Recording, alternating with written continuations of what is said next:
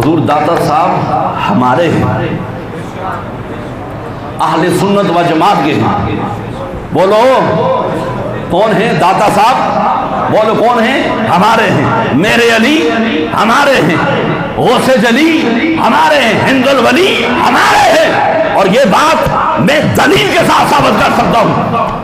آپ یاد رکھو، کوئی یہ نہ سمجھے یہ ہوا میں باتیں ہیں۔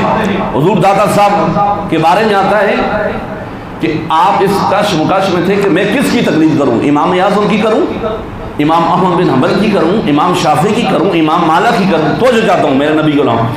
آپ فرماتے ہیں میں شام میں حضرت بلال مؤذن رسول راحت العاشقین امام العاشقین آپ کے مزار پہ دربار پہ گیا، تو وہاں میں تھوڑی دیر کے لیے سو گیا، میری آنکھ لگی۔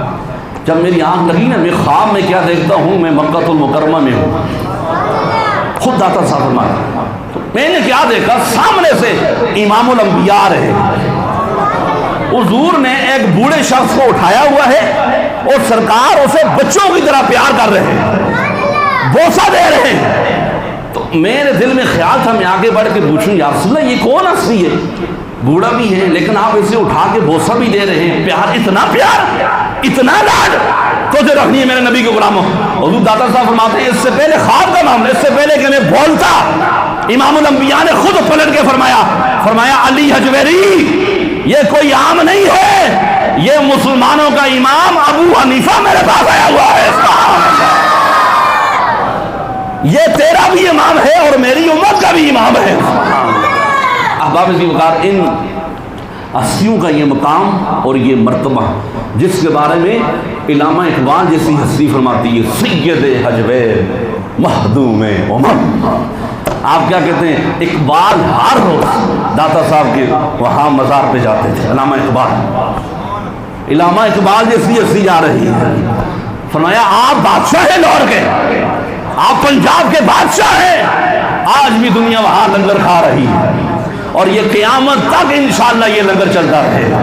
یاد رکھو جو لوگ اللہ کے ولیوں سے عداوت رکھتے ہیں، دشمنی رکھتے ہیں، باہر آ جاؤ، خبردار۔ حدیث قدسی ہے، میرے مصطفیٰ نے فرمایا من عاد لی ولیا فقد آذنتہ بالحرب۔ فرمایا سنائے جو میرے ولی سے بغض رکھے گا، جو میرے ولی سے عداوت رکھے گا، امام الانبیاء نے فرمایا اللہ فرماتا ہے میں رب اس سے اعلان جنگ کر رہا ہوں۔ کون؟